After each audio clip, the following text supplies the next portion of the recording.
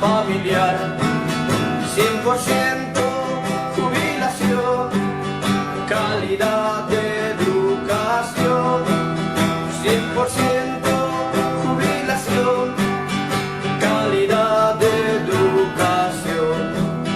Fuerza, fuerza, compañeros, nuestra lucha hasta el final.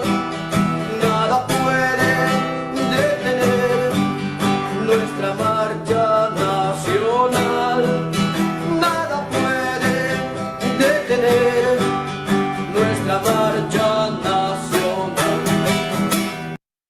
Muy buenas noches, bienvenidos a su programa Radio Rebelión en esta edición del 11 de junio del 2023. Y bueno, bienvenidos a todos.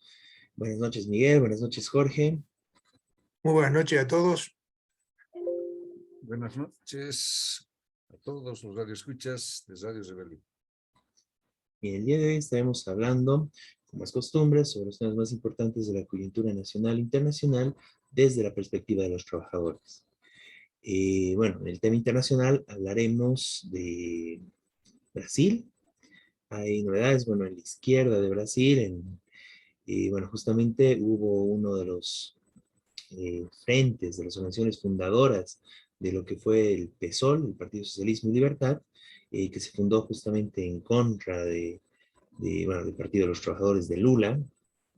En su momento, bueno, hoy en día uno de los grupos fundadores, como es la CCT, Corriente Socialista de los Trabajadores, sección oficial de la Unidad Internacional de Trabajadores, parte internacional, bueno, rompe. Entonces estamos hablando de esta situación, ¿no? La ruptura del PSOL en Brasil, y bueno, la situación en general de, bueno, un gobierno de Lula cada vez más a la derecha, ¿no? Bueno, se hablará un poco de esto. En el tema nacional estaremos hablando sobre la situación bueno, la situación general del narcotráfico. Hubo este evento de los 500 kilos, media tonelada de cocaína que llegó en un avión boliviano a Madrid. Y bueno, esto desató un poco de discusión y bueno, estamos hablando sobre el significado de esto a nivel, bueno, nacional e internacional también, ¿no? Luego estaremos pasando un video muy importante sobre el avance de los compañeros de Pacha Comunitaria, del Magisterio Rural, que realizaron su acto fundacional en Achacachi, ¿no? Un acto muy, muy interesante, muy importante, donde además plantearon, digamos, el carácter del Frente Pacha Comunitaria, y bueno, lo que busca postularse para el Magisterio Rural de La Paz. Luego estaremos hablando, y bueno, también para esto, la situación de Tariquía, con una compañera, sobre cómo se está avanzando en Tariquía, cómo el gobierno está avanzando en Tariquía, con avasalladores, con una serie de medidas para tratar de imponer la explotación de este territorio, de esta área protegida, por parte de las transnacionales, en particular Petrobras. Entonces, bueno, esto es un tema muy importante que lo estaremos tocando más adelante.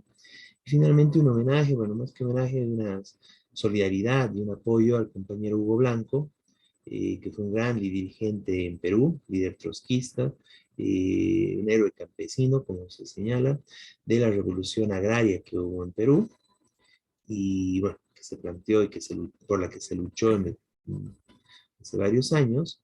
Y bueno, él actualmente está pasando por un momento muy delicado de salud, y bueno, se llama una solidaridad y un apoyo, bueno, en general y también internacional, con el compañero Hugo Blanco, ¿no? Entonces son estos los temas sobre los cuales estaremos hablando el día de hoy. Y bueno, arrancamos entonces con esta edición de Radio Rebelión del 11 de junio del 2023. Vamos a hablar entonces de Brasil. Entonces, coméntanos un poco el contexto en general bueno, del Partido de los Trabajadores de Brasil, el PSOL, y lo que es esta ruptura de la CST. Bueno, el PSOL es un partido que se fundó como una ruptura del PC con el primer gobierno de Lula. Cuando el gobierno de Lula empezó a hacer alianzas con sectores capitalistas. Se fundó el PSOL para que haya una verdadera alternativa de trabajadores. Esa era la idea de la fundación. y que básicamente se mantuvo con sus contradicciones, porque son diferentes corrientes internas, hasta hace unos meses, digamos. Como recordarán, Lula fue destituido. Bueno, hubo todo un proceso político que lo destituyó a Lula y finalmente hubo elecciones y ganó Bolsonaro. Luego lo acusaban de corrupción, estuvo preso inclusive, por acuerdo con empresas constructoras. Bueno, esto pasó, después lo absolvieron, que no había pruebas, supuestamente. Y con el desprestigio del gobierno de Bolsonaro, el año pasado hubo elecciones nuevamente y Lula ganó las elecciones. Evidentemente la gente votaba contra Bolsonaro, ¿cierto? Sobre todo los más jóvenes que incluso no recordaban tampoco del gobierno de Lula. De esto hay que destacar que Lula ya gana estas elecciones aliado a un sector de derecha. Alguna vez pusimos el ejemplo acá. Es como si, vamos a suponer, Camacho se presentara a elecciones y tuviera posibilidades de ganar o hubiera sido presidente, digamos, y se aliara el MAS con el GONI. Es una cosa así. Es decir, Alquim, que es el vicepresidente, fue un neoliberal que se opuso a Lula, que incluso se enfrentó en las elecciones, que fue derrotado, y ahora es el vicepresidente, fue aliado a Lula. Incluso algunos ministros que tiene ahora Lula, fueron del partido de Bolsonaro. En esa situación, que tiene que ver con la crisis en Brasil e internacional, ¿no es cierto? Estas organizaciones de centro-izquierda tienden a derechizarse, a pactar con grupos de derecha, cada vez más. Esto, por supuesto, lo vimos en Bolivia y lo estamos viendo en otros países, en el caso de Chile con Boric, en el caso de Colombia con Petro, bueno. Pero el tema es que además el PSOL, que es un partido con cierta fuerza electoral, que tiene diputados, que estaba a la izquierda de Lula, era el principal partido de izquierda, la izquierda, es decir, no comprometida con el gobierno. Ahora apoyó a Lula en las elecciones y es parte del gobierno. Tiene funcionarios en ministerios, en departamentos de distintos lugares del país, en municipios, y apoya abiertamente la política de Lula porque, bueno, integra el gobierno. Incluso en estos días uno de sus dirigentes dijo: nosotros somos parte de la base del gobierno de Lula. En esa situación, la corriente socialista de trabajadores, que es de la Unidad Internacional de Trabajadoras y Trabajadores, UITSI, decidió, después de hacer toda una discusión interna, el PSOL, que no prosperó porque tampoco permitieron discutir mucho, pero sí se discutió con toda la gente que podía estar más afín, decidió romper con el PSOL. Planteando la necesidad de un frente de izquierda y los trabajadores, ¿verdad? De izquierda y los trabajadores, independiente y por un verdadero socialismo para Brasil. Este es el planteo de la corriente socialista de los trabajadores. Esto sucedió en estos días, tuvo bastante repercusión, salió en los principales diarios de Brasil como una noticia importante. Y bueno, esta es la situación. El gobierno de Lula ya está adoptando medidas, por ejemplo, está restringiendo el presupuesto porque tiene una altísima deuda externa. El presupuesto de educación, de salud, está bajando, puso un techo presupuestario, digamos, en base a se hizo una ley sobre eso. también está facilitando los negocios del agronegocio en perjuicio del medio ambiente. También están dictando normas o aboliendo otras que lo dificultaban, supuestamente. Entonces, favoreciendo al sistema bancario, privado. Entonces, no es que el gobierno de Lula, como decía antes, además de su alianza con Alquín, que es el vicepresidente, pueda ser considerado un gobierno progresista de alguna manera. Está con medidas cada vez más anti-trabajadores.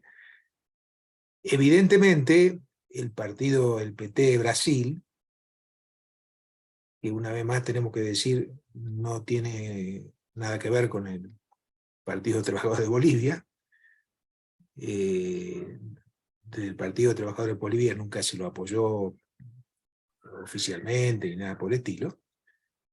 El PT de Brasil, que es el partido gobernante, en una alianza que incluye ahora al PSOL, pero también incluye al partido de derecha, está tomando todas esas medidas.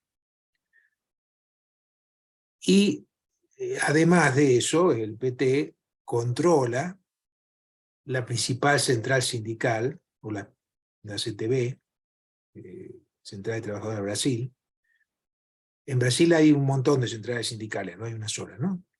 Es diferente a Bolivia en eso. Pero esta es la más grande, digamos. Y entonces, bueno, con esto ha frenado cualquier resistencia a las medidas que está tomando. Veremos cuánto dura esto, porque claro, seguramente va a crecer el descontento en la gente. Como digo, hasta ahora recién el gobierno de Lula lleva todavía medio año. Supuestamente, bueno, la gente tenía alguna expectativa porque derrotó a Bolsonaro y discurso en teoría progresista, pero hueco. Incluso un intento de golpe de Bolsonaro en diciembre, que fracasó, no tuvo mayor eco, pero digo que iban a tomar el Congreso, que las elecciones había habido fraude. Bueno, todo esto pasó. Ahora se consolidó este gobierno y, como dije, está cada vez más a la derecha. Por eso es importante esta ruptura y esta llamado a construir una alternativa, porque hay otras organizaciones de izquierda también independientes, como el PSTU, que son partidos que ya hubo un acuerdo electoral en las últimas elecciones, donde la CTB, la Central de donde la organización Corrientes Socialistas de los Trabajadores no apoyó a Lula, y hizo una alianza con el PSTU y otras organizaciones de izquierda. Bueno, ahora el planteo es volver a hacerla, pero ya como un frente más estable, que pueda presentar una opción de izquierda. Bueno, esto es lo que está aconteciendo en Brasil.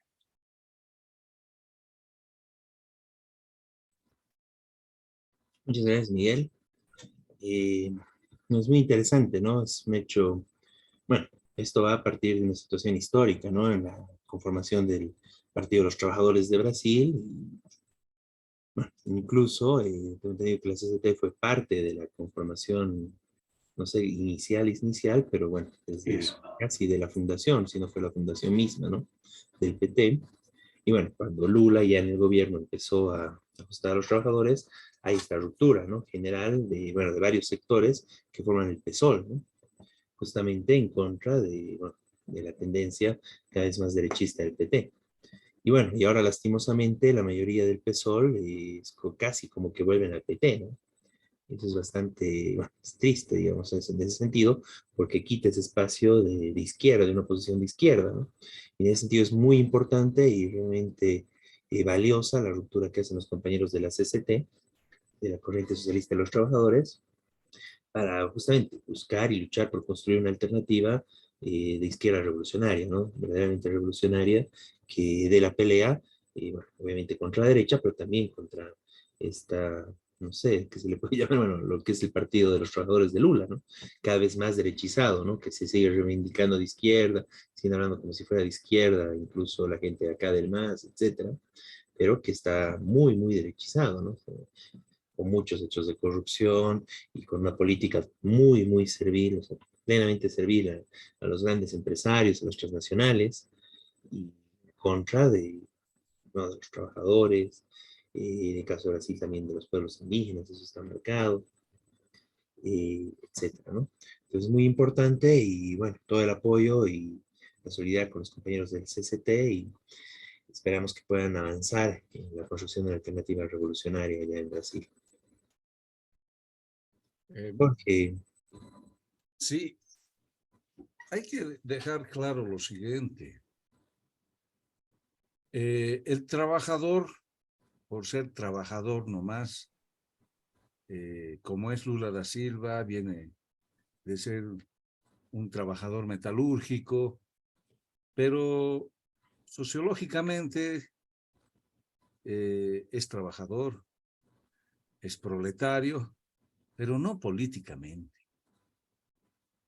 Y lo que hay que cuidar es de que no por el solo hecho de ser trabajador ya es un proletario, es decir, políticamente. Lo mismo ocurre aquí. Guarachi es un minero, pero no por eso es un minero socialista. No por eso es un proletario políticamente hablando. Porque si política o ideológicamente apoyas a la derecha, es decir, apoyas a la burguesía, apoyas a leyes burguesas, te convierte en enemigo de los.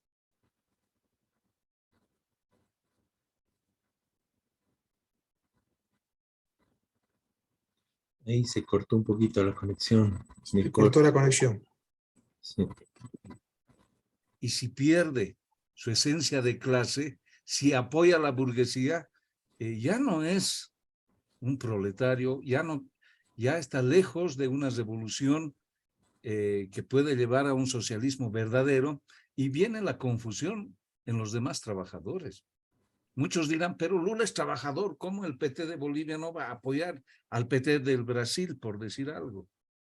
No podemos apoyar a quienes apoyan más bien a la burguesía en vez de apoyar la lucha de los trabajadores por liberarse de una sociedad, de unas leyes que van en favor de la burguesía y en contra del proletariado, a quien descargan más bien la crisis de los estados, la crisis económica. En Bolivia ocurre lo mismo. Es decir, ¿puedo llamar yo compañero a Guarachi?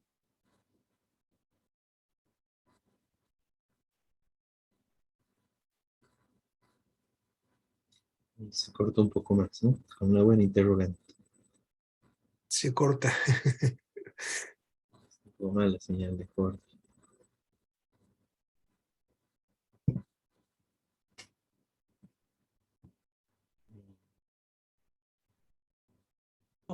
Pero no solamente en el sindicato, sino también en las organizaciones políticas. Uy.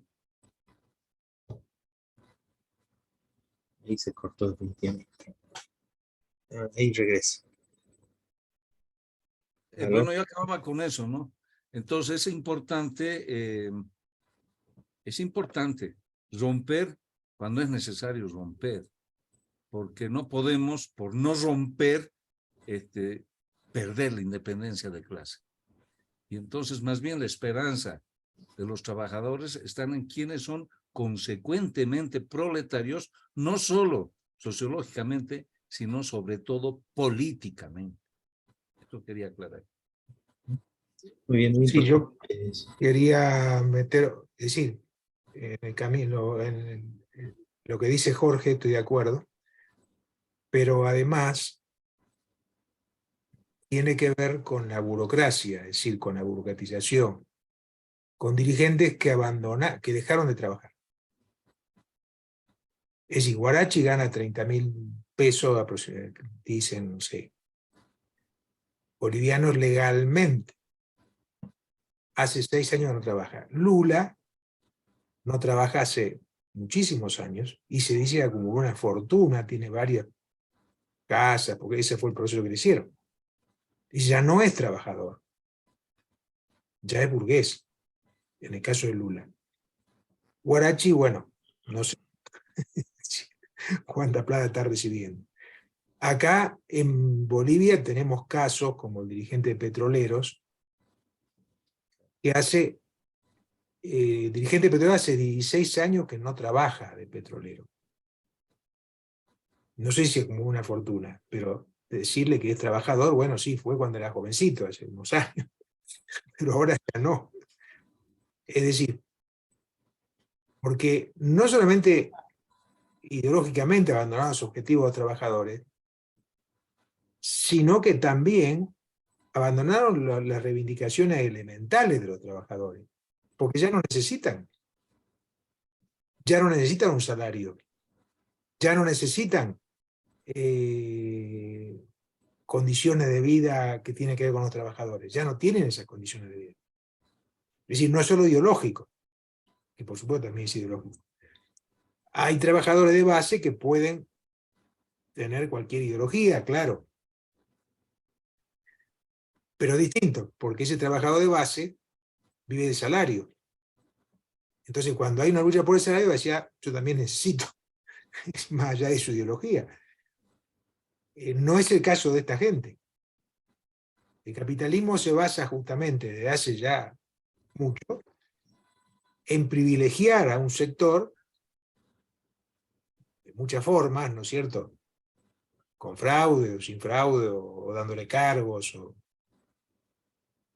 para que dejen de ser trabajadores socialmente y para que respondan al capital, justamente. En algunos casos porque fueron diputados durante años, bueno, porque le dieron cargos en ministerios, cargos importantes, muy bien pagos, distintas formas. Bueno, en el caso de Lula hubo una terrible corrupción, como decía Beto, recibió millones de dólares de transnacionales. Entonces, trabajador sí fue, efectivamente, fue un joven trabajador que vino del norte, pero ya hace más de 20 años que ya no es, y no defiende por tanto sus intereses, sino no solo ideológico, también es material. No, eso quería agregar, pero estoy de acuerdo, por supuesto, ¿no? No se puede hacer ninguna alianza. Claro, con este tipo de, bueno, traidores, ¿no? En general, bueno, que Claro, fueron traidores, ¿no? Porque ahora ya están totalmente al servicio de los grandes capitales, etcétera, ¿no? Bien, bueno, muy importante y bueno, toda la solidaridad, todo el apoyo a los compañeros de la CCT, ¿no? Y justamente esa importancia de romper cuando es necesario romper, ¿no? Bien, pasamos al tema nacional.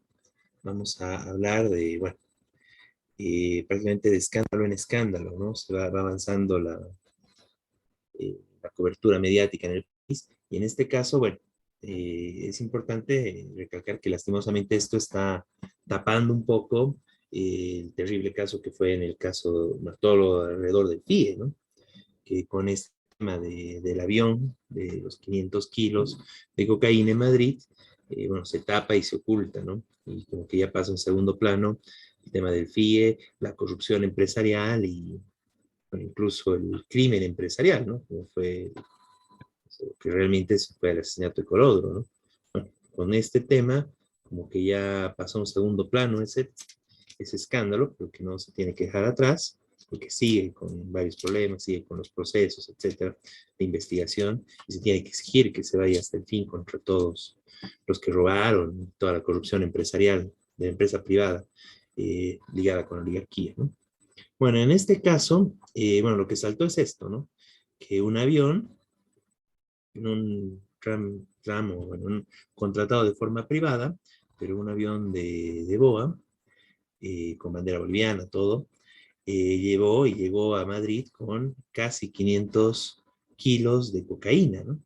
Y ahí tenemos la foto con este paquete, ¿no? Y bueno, esto muestra el grado de cómo está en Bolivia el tema del ingreso bueno, y del control que hay del narcotráfico, ¿no? Porque en esto, obviamente, cualquier persona que haya viajado en algún avión conoce, ¿no? Hay una serie de controles, ¿no?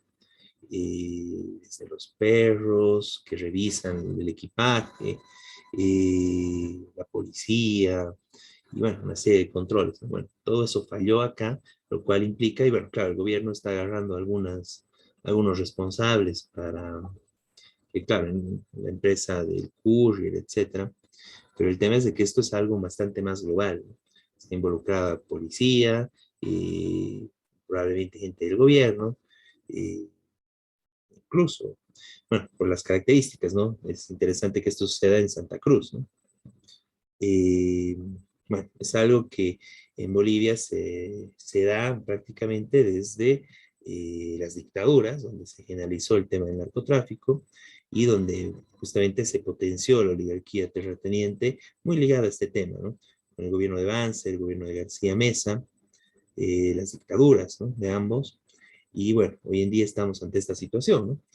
Sin embargo, es importante discutir esto en mayor profundidad, ¿no? ¿Cuál es el verdadero significado del narcotráfico en el mundo? Porque esto, en general, en el caso de Bolivia, prácticamente este tipo de hechos, no es el único, pero, bueno, manchan a todo el Estado, ¿no? No solo al gobierno, sino a todo lo que involucra el Estado boliviano.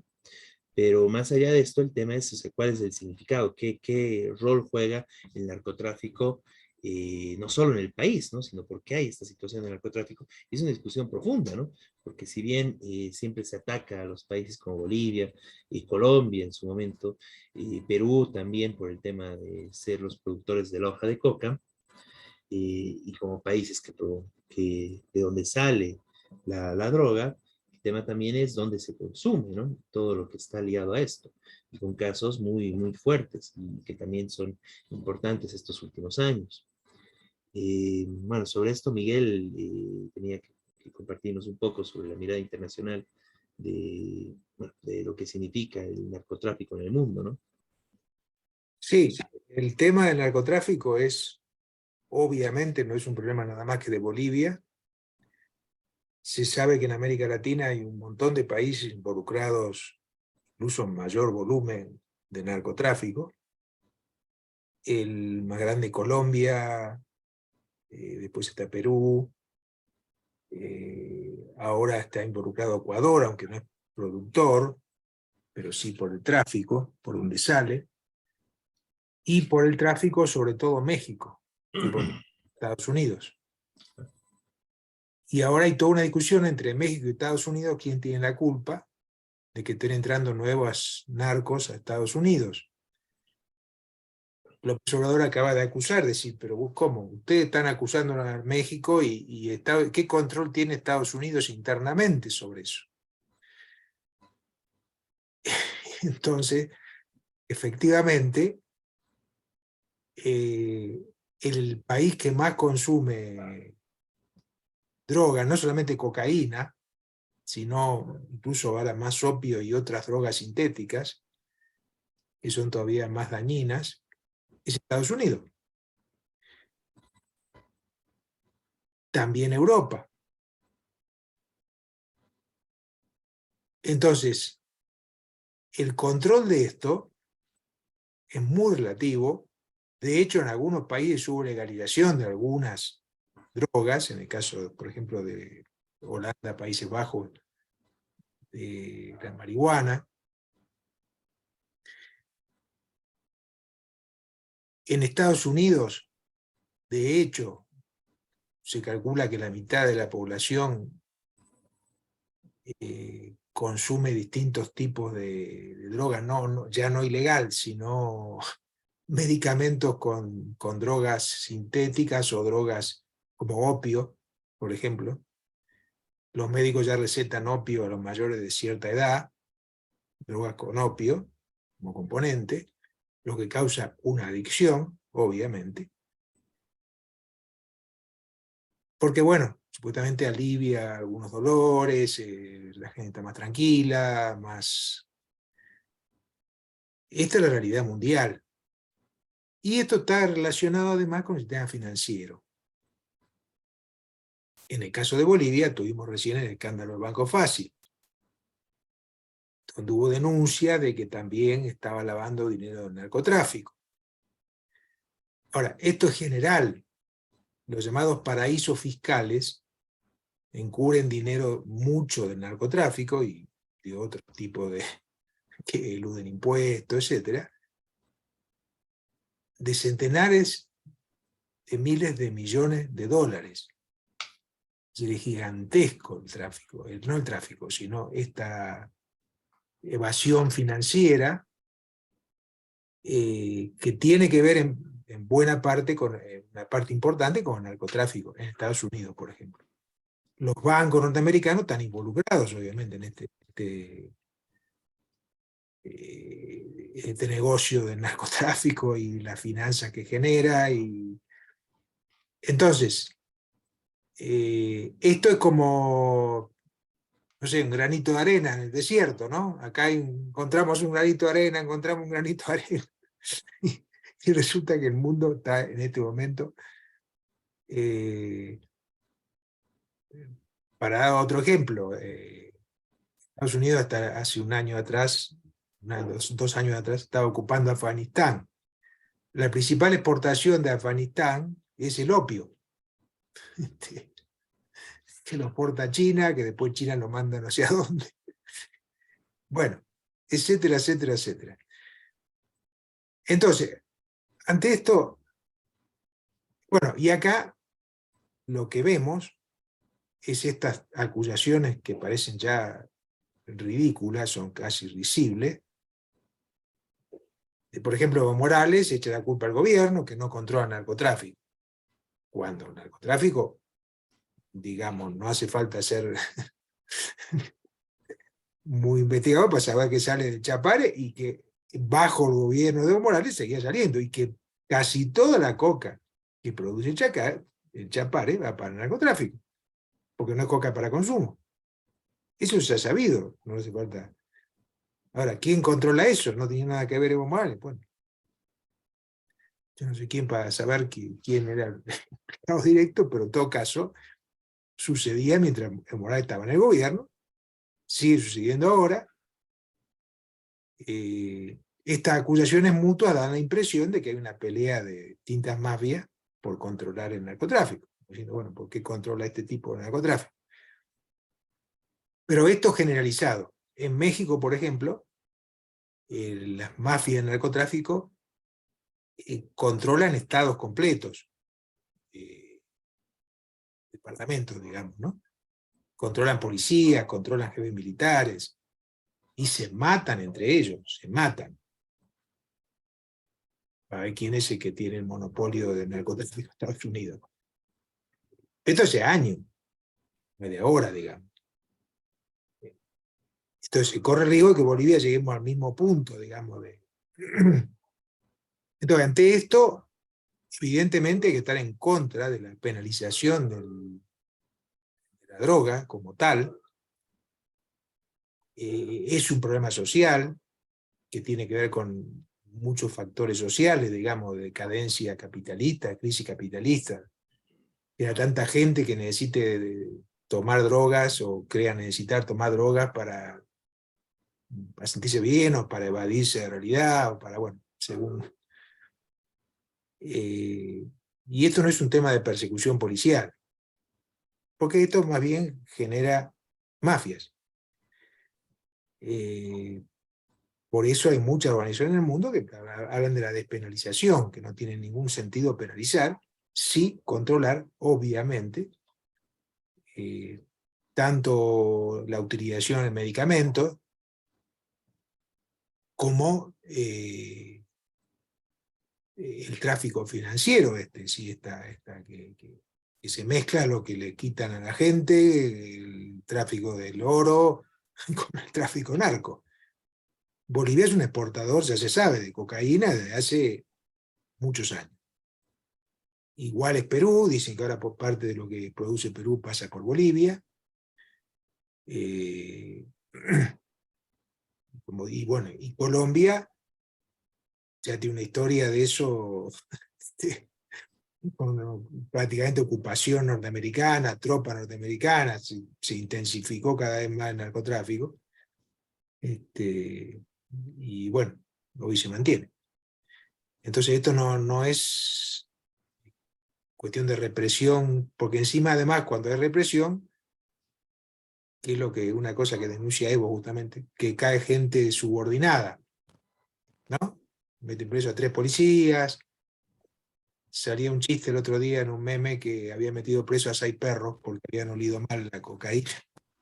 Entonces, pero un poco es eso, es decir, generalmente la gente que cae presa son los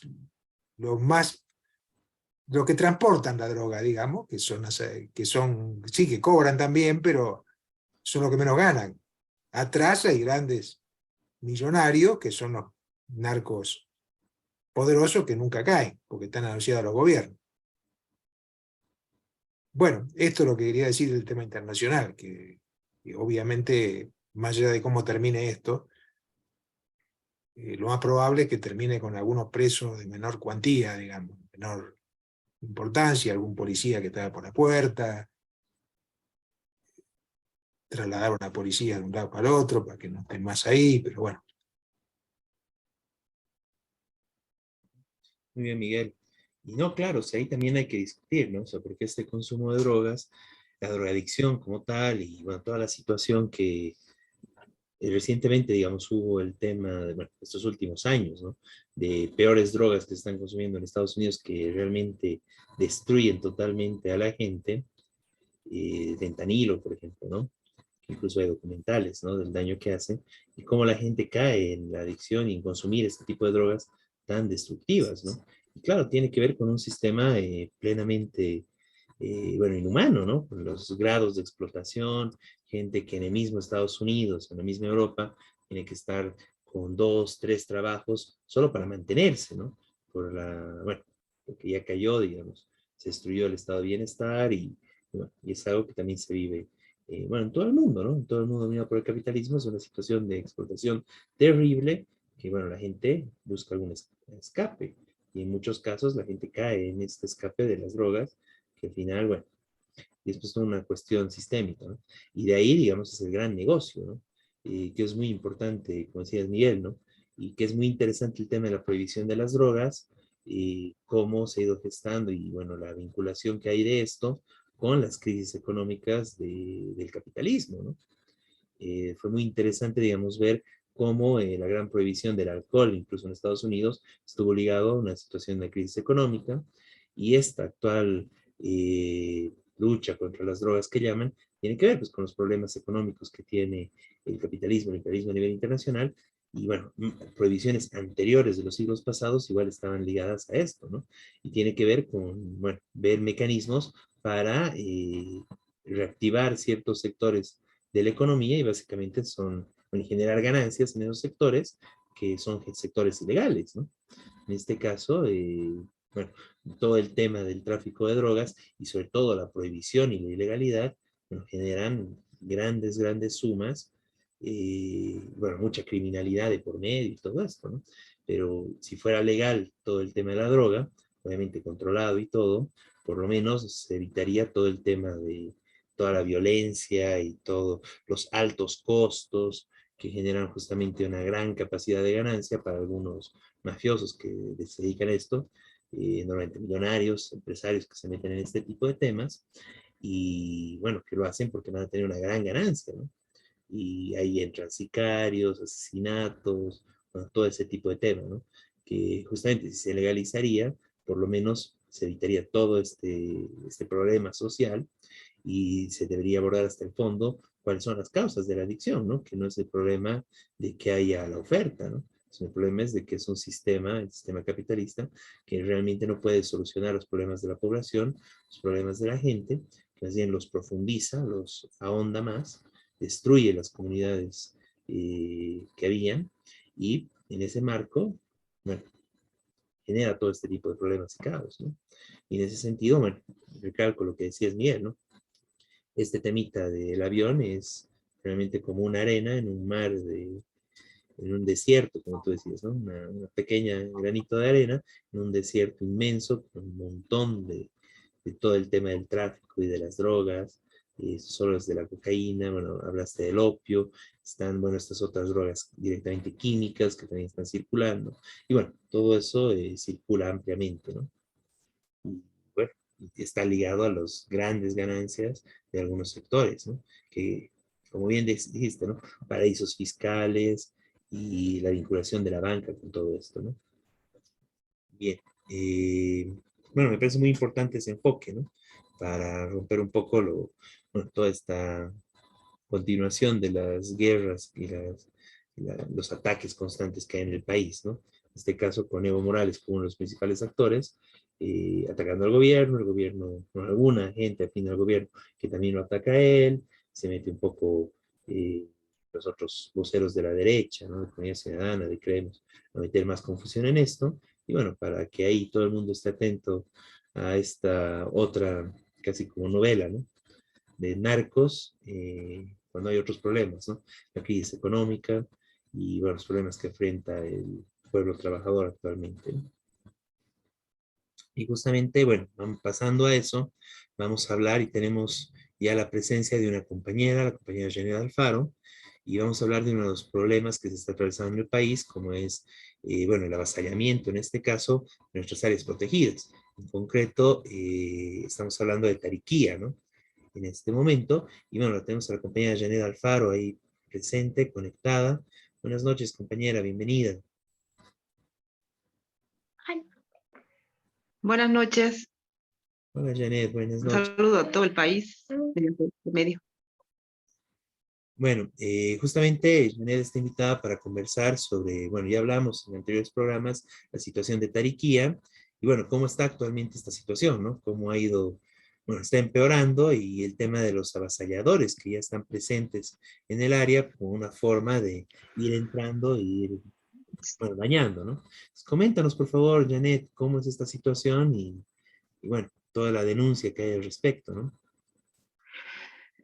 Sí, bueno, sí, yo quería hacer una denuncia. ¿Se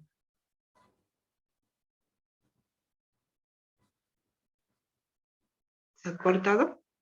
No, no, estamos. Te escuchamos, Janet.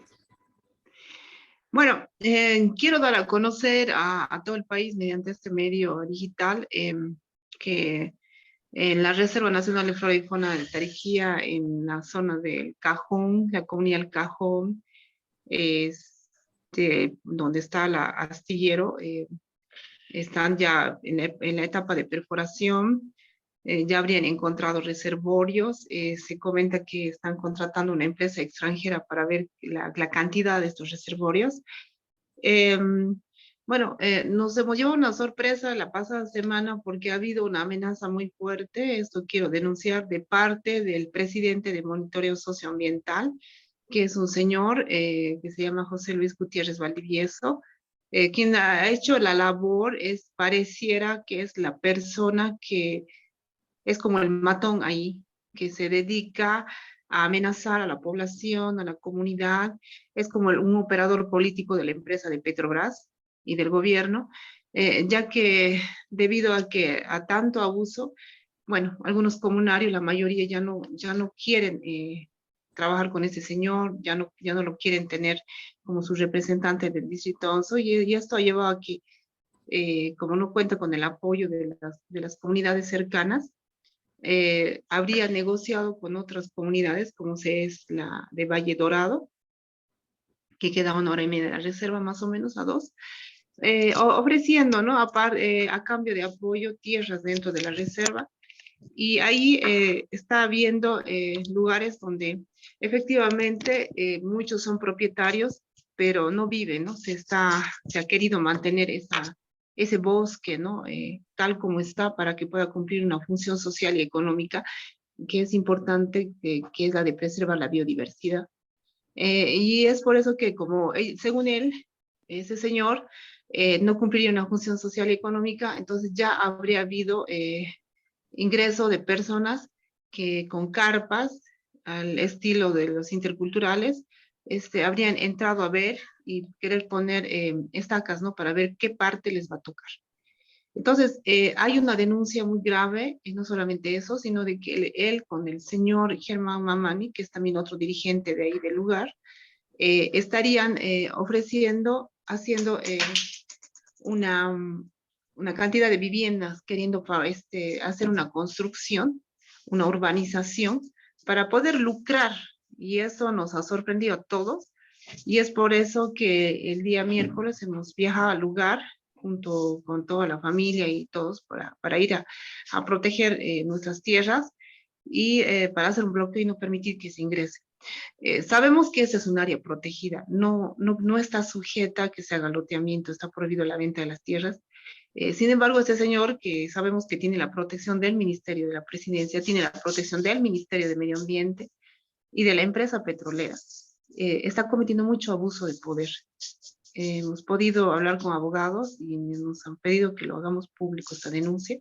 Son hasta el momento solamente amenazas, eso quiero señalar, pero sin embargo las personas, los comunarios del lugar y las personas que tienen tierra adentro están alertas, están preocupados porque ya habrían visto que están entrando a querer hacer asentamientos ilegales, ¿no?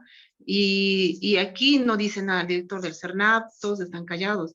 Entonces, se vive dentro de la reserva una situación terrible, ¿no? Porque no hay seguridad en nada. Nosotros ya sabíamos que cuando ingresa una empresa extranjera iba a dividir. Sabemos que ellos no se ensucian las manos, que utilizan a personas como este señor y nos hacen pelear entre bolivianos. También me doy cuenta que la creación de YPF Chaco, me imagino que esta ha sido una idea de la empresa petrolera extranjera de Petrobras, para que mediante YPF Chaco ellos puedan operar, ¿no? Y así ellos no ensuciarse las manos ni ser mal vistos, pero yo quiero mediante esta radio digital denunciar que todo esto es obra de la empresa de Petrobras y que esta empresa está viniendo a saquear nuestro país, esta Reserva Nacional de Flora y Fauna, que es tan importante para todo el departamento de Tarija, que es una bomba de agua, que contiene los mayores acuíferos de Tarija y que, bueno, contribuye con las lluvias, apoya el ecosistema a nivel nacional e internacional, juntamente con la cuenca del Río de la Plata hasta la Argentina. En estos momentos, yo quiero dar a conocer de que todavía están haciendo la apertura de caminos todavía para Churumas, y ahí en Churumas están comprándose muchas personas, ¿no? Lamentablemente, con la idea de que van a tener trabajo, ¿no? Están nuevamente, no voy a decir que son comprándose a comunarios del lugar, están comprando gente de fuera de la reserva, para que pueda contar con el apoyo de este señor y poder también ser presidente de monitoreo socioambiental del Pozo Churumas, ¿no?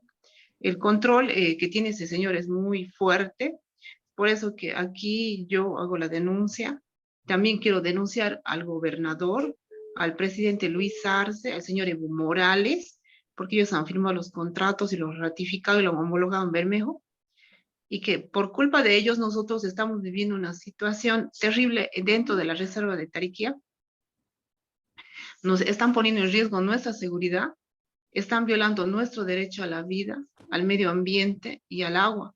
En estos momentos ya está empezando la contaminación, no hay control absolutamente de nada, estamos viendo las posibilidades de actuar de manera legalmente, pero sabemos que inclusive haciendo acciones populares, no tenemos una respuesta apropiada. Vemos que la justicia se individualiza y se va por los derechos individuales, es decir, cuando se llevó a cabo la audiencia con aquí en Tarija por el tema que hemos hecho una acción popular con una diputada para anular los contratos, nos han dicho uno de las vocales, Heidi Calderón y Ernesto Moore, de que estamos suponiendo nosotros de que va a haber contaminación, de que se está suponiendo que de acuerdo al estudio de evaluación de impacto ambiental ellos van a tomar toda la mitigación apropiada, pero no lo están haciendo.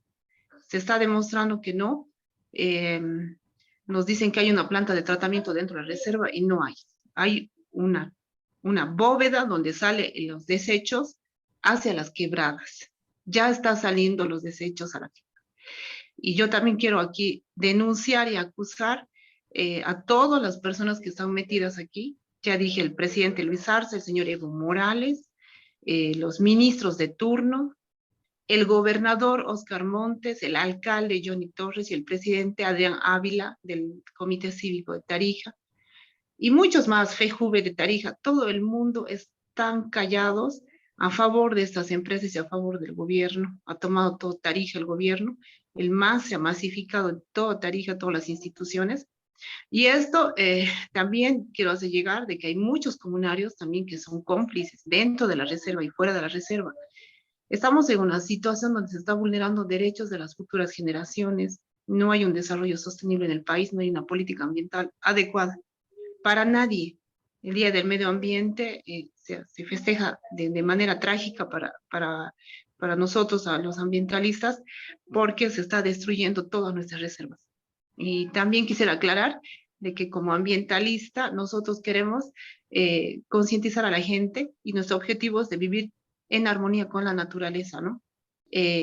Poder coexistir con esa naturaleza, que se puedan crear incluso más fuentes de vida, más áreas protegidas, y la única manera de poder sostener y de poder hacerle frente al cambio climático, a los gases de invernadero, es protegiendo estas reservas, ¿no? Que nos garantizan los alimentos, nos garantizan la salud, que nos garantiza vida, seguridad económica, ¿no? Y también, bueno, tengo que mencionar de que lamentablemente todo está controlado por el gobierno. Sin embargo, se está haciendo la denuncia ahora. También lo vamos a hacer en otros medios de comunicación. Pero quiero señalar de que ojalá las personas puedan entender la importancia, ¿no? De acuerdo a los últimos informes de las Naciones Unidas, se prevé que este año va a haber más olas de calor, se prevé sequías, retraso de lluvias, y eso se debe, ¿no?, a la quema y destrucción de las áreas protegidas.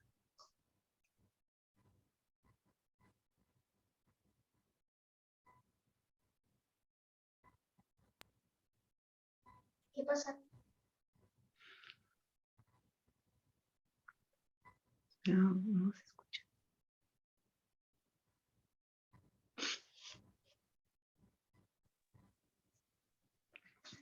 Estás mudo, Beto. Sí. A ver, ahora sí creo. Ahora sí, ahora sí. Ok. No, bueno, te agradecía, Janet, por todo esta denuncia en general que realizas. Bueno, lo último que decías, ¿no? Es que realmente esto no es solo un problema de Tariquía, ¿no? Sino es un problema que nos afecta a todos, porque se va a destruir, bueno, nuestras reservas, en este caso de agua, y a partir de esto, bueno, hay todos los problemas, ¿no? Por un lado, sequías, también por otro lado, contradictoriamente, pero sucede en la naturaleza, se dan inundaciones en otros lugares, pero bueno, lo peor que está pasando y que atraviesa muchos espacios del país, en Bolivia, es el tema de las sequías, ¿no? Y la falta de agua, ¿no? Y más aún en este caso, bueno, que se estaría viendo incluso agua contaminada, ¿no? Se está contaminando bueno, estos espacios, estas reservas, estas fuentes de agua y vida para Tarija, ¿no? Entonces, bueno, es muy importante esta denuncia que se realiza y, bueno, lastimosamente, bueno, lo que tú señalas, ¿no? El gobierno, la gobernación, el comité cívico, incluso Tarija, bueno, están todos de acuerdo en que se vaya a esta explotación, que se destruya Tariquía y que se dé paso a la explotación por parte de una transnacional como es Petrobras, ¿no?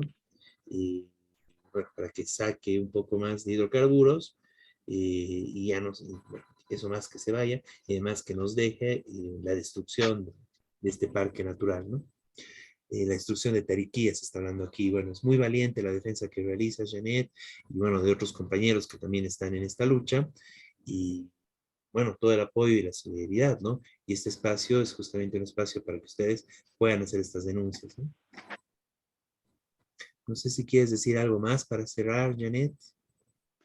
Sí, y quiero agradecer por la cobertura y quiero señalar de que hay en la comunidad del Cajón, en la zona de Astillero y Churumas, quiero dar a conocer, porque no es justo de que se mienta a la población, de que nosotros no contamos con el apoyo de ninguna comunidad aledaña a la reserva de Tariquía. No contamos con la subcentral de Tariquía, nos han dado la espalda, ni con la zona de Chiquiacá, ningún comunario de Tariquía se ha dignado a venir a la zona del Cajón o a la zona de Astillero o a brindarnos el apoyo. No hay apoyo de nadie. Estamos a la deriva y eso es lo que está aprovechando el gobierno para seguir dividiendo dentro de la reserva a comunarios y demostrarles de que a nadie le importa, y de esa manera ellos están viendo la opción de unirse al gobierno o aceptar a la empresa. Entonces, esto yo quiero que se quede claro, no hay. Vemos a la subcentral de Tariquía en Tarija anunciando marchas, anunciando la defensa, pero no vienen a apoyar en nada, no llaman para brindar apoyo. Les hemos pedido que vengan, no dan. La zona de Chiquiacá tampoco. Estamos a la deriva ahí y bueno, y peleando solos, ¿no? Ya no hay certeza de nada de lo que pueda pasar. Y quiero decir de que sí, hay que seguir denunciando, no hay que tener miedo, hay que ser fuerte y poder llegar a toda la población y mostrar lo que está pasando realmente. Para concluir, yo quiero decir que inclusive hay comunarios que están de acuerdo que esté la empresa petrolera. Y hay mucha complicidad, mucha complicidad. Lamentablemente nos han ofrecido que saquemos financiamientos de la cooperación internacional, pero yo quiero señalar de que nosotros no vamos a trabajar con ninguna ONG que sabemos que son al final financiadas por esas empresas petroleras y que manipulan, ¿no? Y ya hemos visto manipulación a varios comunarios de la reserva de Tariquía. Por unos centavos o por pagar pasajes, se quedan callados. Entonces, nosotros somos gente de lucha. Bueno, mi persona, y solo podemos hablar de mi persona y mi esposo, que estamos de pie todavía. No estamos dispuestos a rendirnos. Y creo que vamos a continuar, pase lo que pase, hasta que salga esta empresa, que se vaya de este país, y no solo Petrobras, se tienen que ir todas las empresas transnacionales, y ese es uno de los motivos de la crisis económica que vivimos. El gobierno favorece a empresas, favorece a chinos, quitando el dólar del país con el yuan. Entonces, hay una situación muy difícil ahorita, y que, bueno, quiero que llegar a la población de que aquí estamos firmes para pelear, porque no podemos resignarnos, ni tolerar, ni dejarnos someter, porque eso es lo que está pasando, sometiendo a la gente con una empresa extranjera que viene a provocar la muerte y a envenenarnos. Están envenenando a la gente allí. Y si bien les van a dar trabajo, también les van a dar cáncer, enfermedades.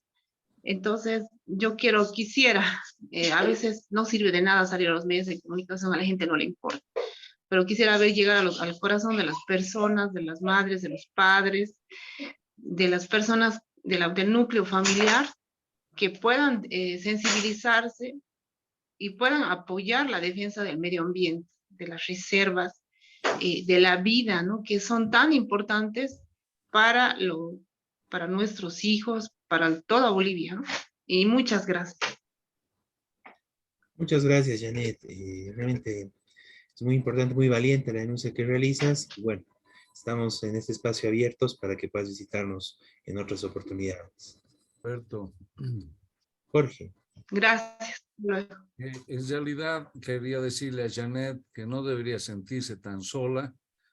Hay mucha gente ambientalista, muchos activistas que quizás no pueden en este momento actuar como ella quisiera, pero esto es parte de toda una red de contaminación de ríos.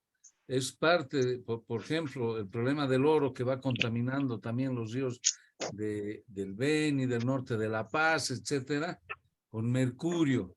Es pese a que se tienen leyes que protegen la naturaleza, pese a que existen leyes que se supone que son de los derechos de la madre tierra, de la Pachamama, hay discursos importantes, interesantes que han salido desde Tiquipaya en la primera conferencia mundial sobre el cambio climático. Pese a tantas cosas legales, otra vez nos muestra que el gobierno se empeña en no cumplir las leyes, como pasa con el problema de la coca, del mercado, que debería haber un solo mercado legal, pero el gobierno apoya un mercado ilegal.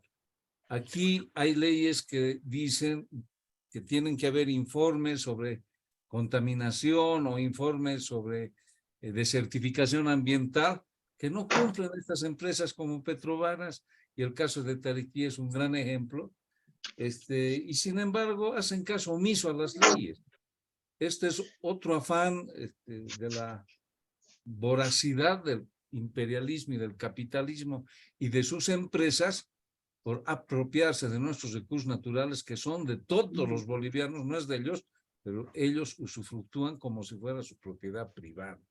Entonces la lucha continúa, la compañera Janet es una más de las luchadoras, toda nuestra solidaridad con ella, y tenemos que hacer fuerza, tenemos que organizarnos, tenemos que ver la manera de seguir adelante, de luchar, porque es la única manera.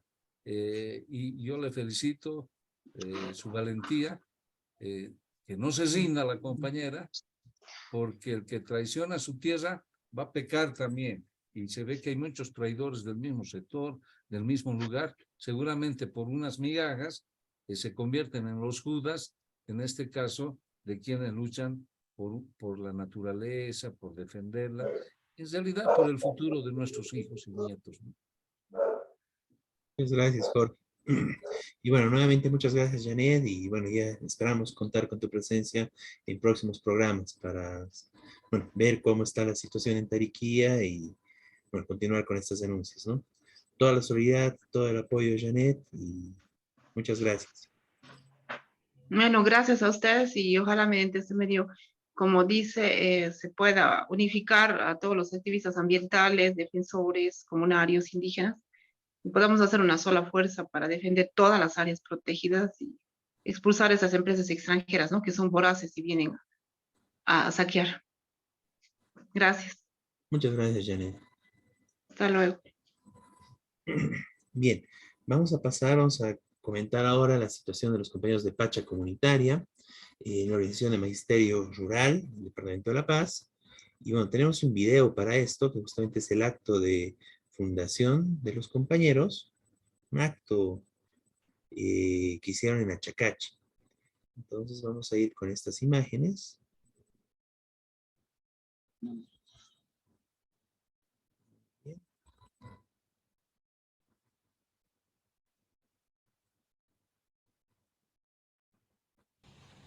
En estos momentos estamos realizando nuestra ancha ante todo a la Pachamama, a nuestro Achachila y Yampu aquí que tenemos, a nuestro cerro Surucachi, quien nos va también a restablecer el triunfo de cualquier frente que nosotros vamos a realizar ante todo para el bien de nuestras bases. Quiero ante todo decirles a ustedes gracias por venir y ser presentes en nuestra fundación de Pacha Comunitaria.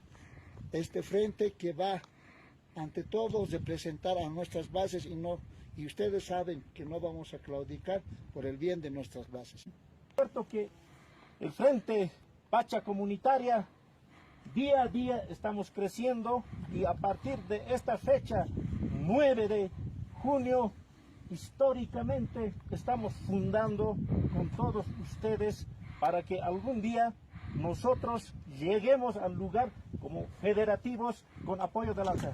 Con esa ayuda de nuestros tatares achilas, de Illampu, de Sajama, de Ilimani, ¿por qué no decir de partir de esta tierra sagrada de Ciudad de Achacachi, Surucachi, y asimismo también recordar también de otro Achachila, Pachiri, nos van a dar mucha fuerza, mucho ánimo, compañeros y compañeras. ¿Para qué? Para que prestemos de una vez por todo como líderes frente a las bases del magisterio rural, porque Frente Pacha Comunitaria no está comprometido con ningún partido político, ni izquierda ni derecha. Eso es lo de bueno que tenemos, compañeros. Frente Pacha Comunitaria siempre va a velar por las bases de rincones a rincones donde que nuestros hermanos maestros que están trabajando en el viaje que están sufriendo. Dicho eso, pues, un día, cuando llegue las elecciones, estaremos juntos y todos estaremos triunfando desde a partir de hoy día. ¡Ayaya, Pacha Comunitaria! ¡Ayaya! ¡Ayaya, nuestro distrito Chacachi! ¡Ayaya! Bueno, muchísimas gracias.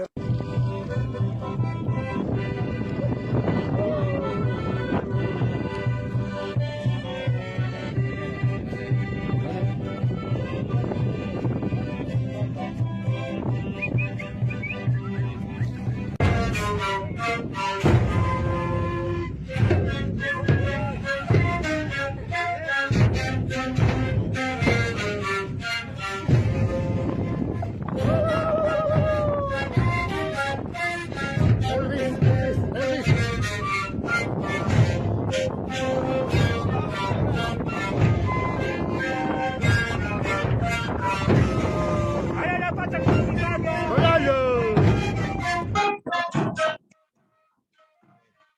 Ahí teníamos las imágenes de, bueno, la fundación que se realizó de Pacha Comunitaria. Y, bueno, es muy importante, ¿no? Eliseo, no sé si quieres comentarnos algo más sobre esto.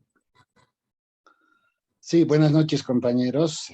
El día viernes 9 de junio precisamente se ha hecho un encuentro, un acto de fundación de Pacha Comunitaria para participar en las próximas elecciones del Magisterio Rural del Departamento de La Paz. Un frente que se caracteriza de ser independiente de cualquier partido político, un frente que se caracteriza de estar más cerca a las bases, un frente que se va a caracterizar de luchar por las reivindicaciones del magisterio.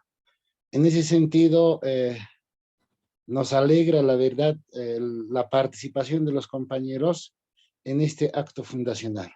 Simbólicamente y también con una gran convicción, ¿no? Desde la ciudad intermedia de Achacachi, se ha fortalecido el Frente Pachacuti con este acto, para salir adelante y para seguir con todo en esta, para enfrentar en las próximas elecciones de la Federación Departamental de La Paz.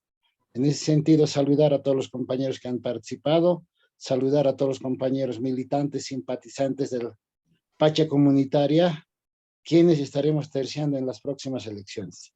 Eso sería, Beto, gracias. Muchas gracias, Eliseo. Y bueno, todo el apoyo y la solidaridad con los compañeros de Pacha Comunitaria y una presencia muy importante que mostraron en este acto fundacional. Esperamos que los compañeros sean firmes en la lucha por las bases y defensa del magisterio y por una educación, bueno, todas las necesidades que tiene la educación actual boliviana que justamente pasan por un enfrentamiento con el gobierno, ¿no? Bien, vamos a pasar al siguiente punto, que es, bueno, un homenaje y, bueno, y el llamado también a la solidaridad, a la más amplia solidaridad con el compañero Hugo Blanco, ¿no? Compañero Juan Miguel, si nos quieres comentar un poco al respecto. Vamos con un video, ¿no? De presentación del compañero Hugo Blanco. Claro, primero pasaríamos el video. Muy bien, vamos con el video entonces.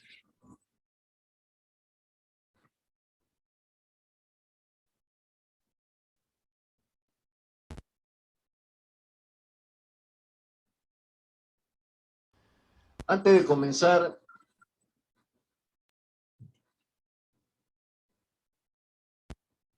quiero informar a todos los trabajadores y al pueblo en su conjunto de que nuestro amigo Hugo Blanco se encuentra muy delicado de salud y esperamos que en esta oportunidad logre vencer la muerte que lo amenaza.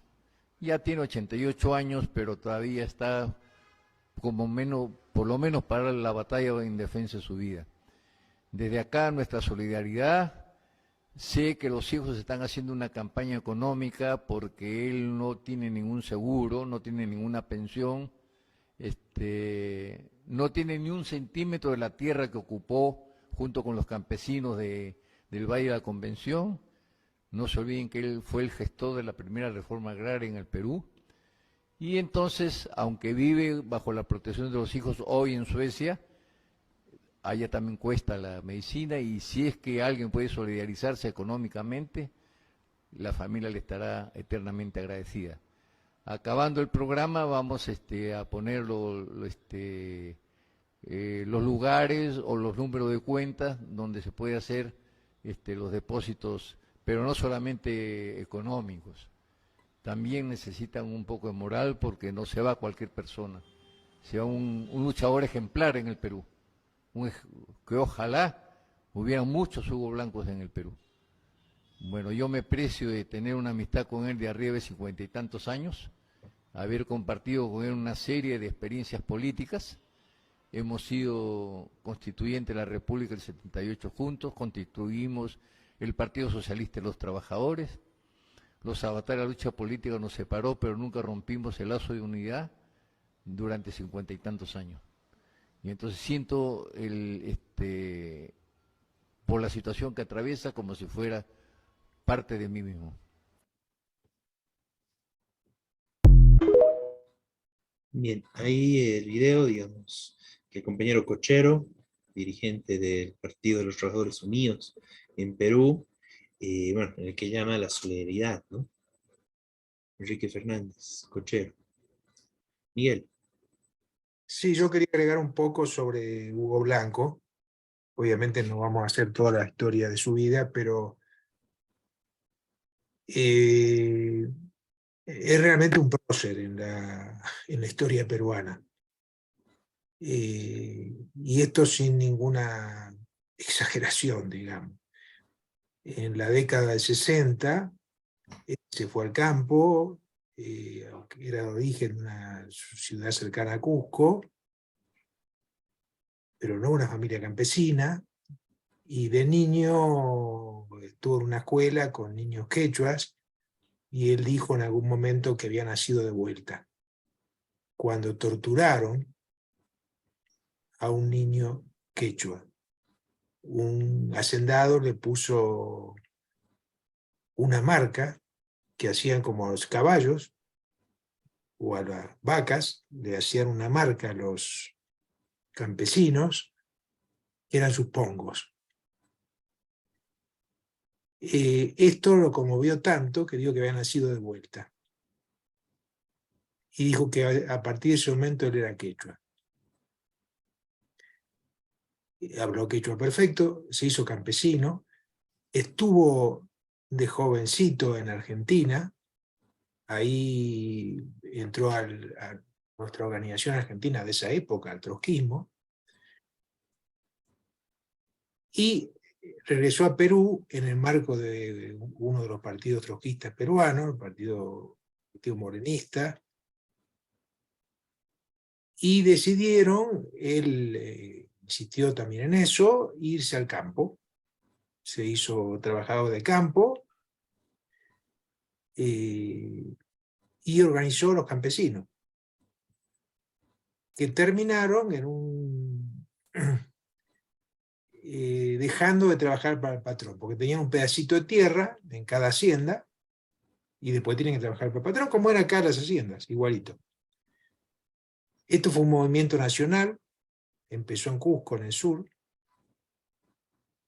Él fue perseguido, formaron un comité de autodefensa, en algún momento lo acusaron de terrorista, de guerrillero. Hubo enfrentamientos, hubo algún muerto donde él explicó cómo había sido, que lo habían atacado. Lo juzgaron, lo condenaron a muerte. Estoy hablando del año 68, 69. Y hubo un gigantesco movimiento mundial en contra de que lo mataran, además de la solidaridad que tenían los campesinos peruanos. Finalmente el gobierno de Velasco Alvarado, sí, postergaron el asesinato, el ajusticiamiento, habían condenado a muerte. Finalmente el gobierno de Velasco Alvarado lo sacó del país, lo mandó al exilio en Suecia, por eso hoy está en Suecia. Ahí, bueno, hizo su vida como pudo, tuvo sus hijos, sus hijas, que una de ellas todavía vive en Suecia, por eso está allá ahora, pero volvió al Perú y siguió su lucha hasta hace muy pocos años, pasando por todo tipo de avatares. Quería dar otra anécdota, que no, Sendero Luminoso lo condenó a muerte.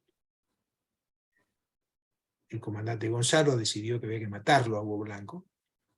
Y bueno, finalmente tuvo que irse a México en esa época. Estaba la dictadura de Fujimori, además.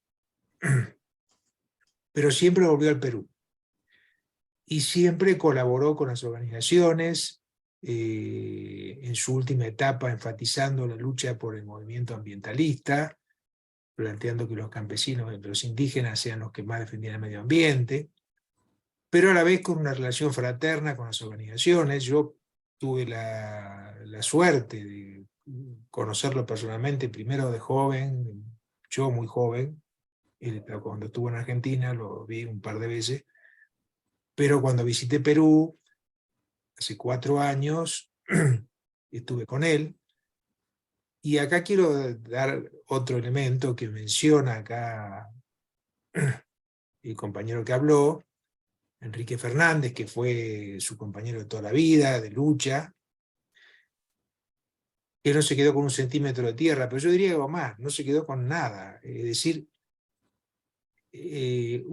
pensemos en alguien que fue constituyente y que fue diputado, que evidentemente nunca se vendió a nadie, parece que daba parte de su sueldo incluso a organizaciones para la lucha, y hoy no tiene prácticamente nada. Cuando yo fui a Perú, vivía en una habitación muy chiquitita, en un local de nuestra organización, que le habíamos dado una habitación para que viviera ahí, porque no tenía dónde vivir.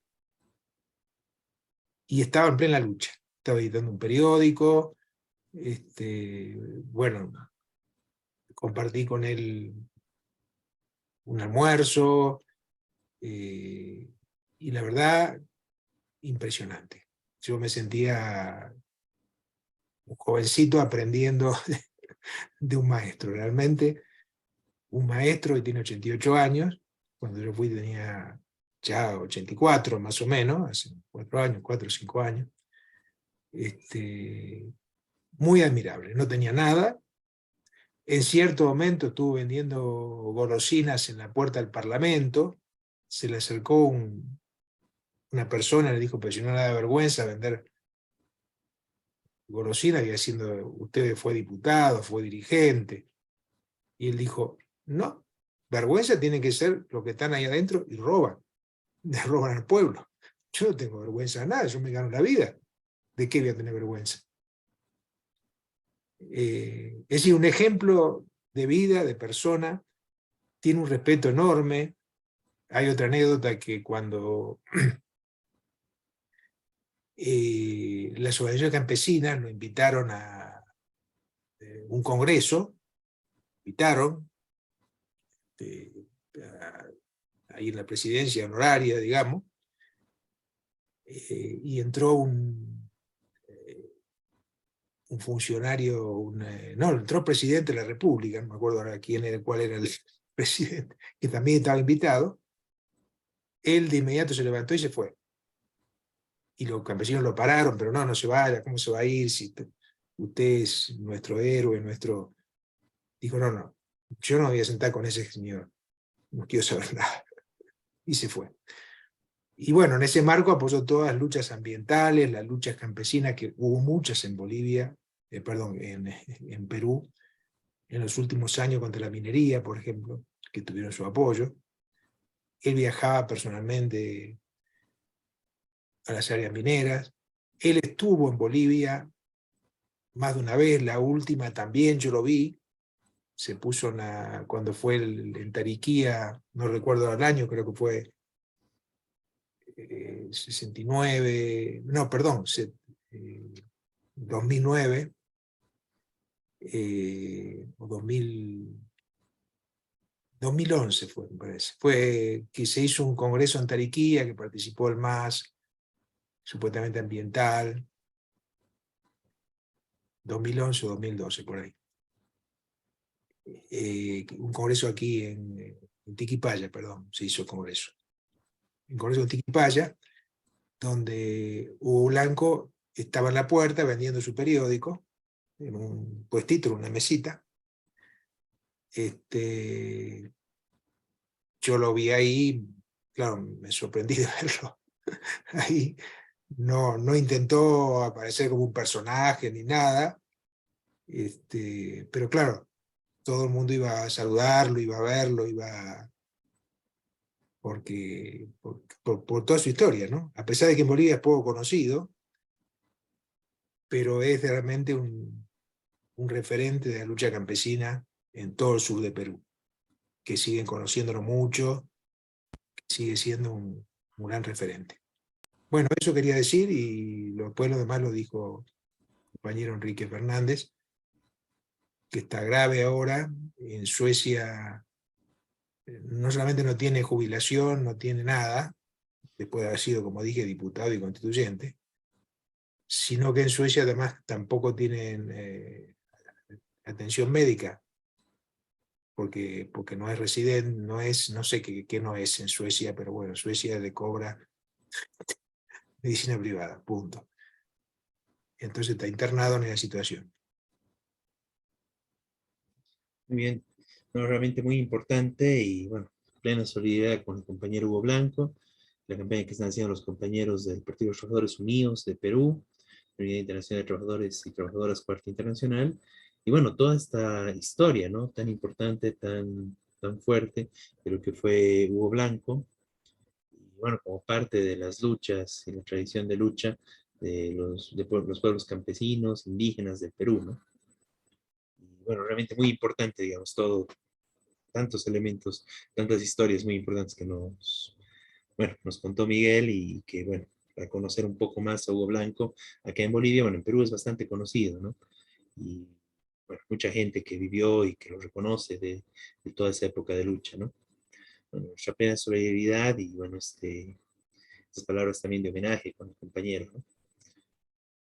Bien, y de esta forma concluimos esta edición de Radio Rebelión del 11 de junio del 2023. Y bueno, ya nos estaremos viendo la próxima semana con lo más importante de la coyuntura nacional e internacional desde la perspectiva de los trabajadores. Muy buenas noches, Miguel. Buenas noches, Jorge. Buenas noches. Buenas noches, saludos a todos. Ya nos encontraremos la próxima semana con una nueva edición de Radio Rebelión. Muy buenas noches a todos.